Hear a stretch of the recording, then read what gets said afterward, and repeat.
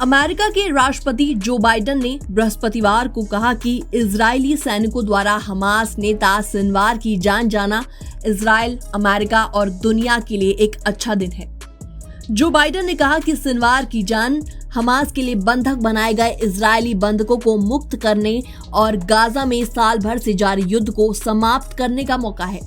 वहीं अमेरिकी राष्ट्रपति पद के लिए डेमोक्रेटिक पार्टी की उम्मीदवार कमला हैरिस ने भी सिनवार की जान जाना गाजा में युद्ध को समाप्त करने के लिए एक अवसर करार दिया। Today, Israel confirmed that Yahya Sinwar, the leader of Hamas, is dead, and justice has been served. And the United States, Israel, and the entire world are better off as a result. Sinwar was responsible for the killing of thousands of innocent people, including the victims of October 7 and hostages killed in Gaza.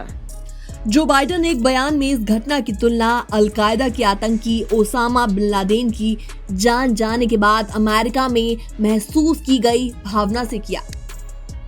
Bin Laden 11 सितंबर साल 2001 को America में किए गए हमले का आरोपी था। Joe Biden ने कहा कि 7 अक्टूबर साल 2023 को इजराइल पर हमले के मास्टरमाइंड की जान जाना एक बार फिर साबित करता है कि दुनिया में कहीं भी कोई भी आतंकी न्याय से बच नहीं सकता, चाहे इसमें कितना भी समय क्यों न लगे। बाइडेन ने कहा कि वो इजराइल के प्रधानमंत्री बेंजामिन नेतन्याहू और अन्य इजरायली नेताओं से बातचीत करेंगे और उन्हें बधाई देंगे तथा बंधकों को उनके परिवारों के पास वापस लेने और इस युद्ध को हमेशा के लिए समाप्त करने के तरीके पर चर्चा करेंगे।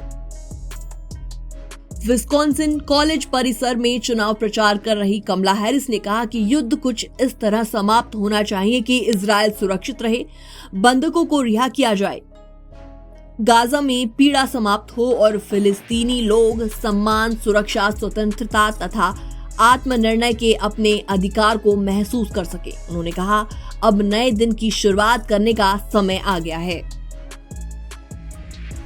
इजरायली सेना ने दक्षिण गाजा में एक अभियान में हमास के चीफ सिनवार की जान ले ली। बुधवार को इजरायल सैनिकों को सिनवार और 2 अन्य चरमपंथियों की गतिविधि का पता चला था और जिसके बाद ऑपरेशन शुरू किया गया था।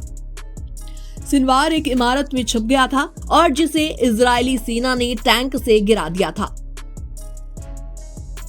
और ऐसे में गुरुवार सुबह जब इजरायली सैनिकों ने जगह की तलाशी ली तो उन्हें हमास के चीफ की बॉडी भी मलबे में मिली और इसके बाद पहचान की प्रक्रिया शुरू की गई, जिसके बाद पाया कि सिनवार की जान चली गई और इसके बाद घोषणा भी कर दी गई।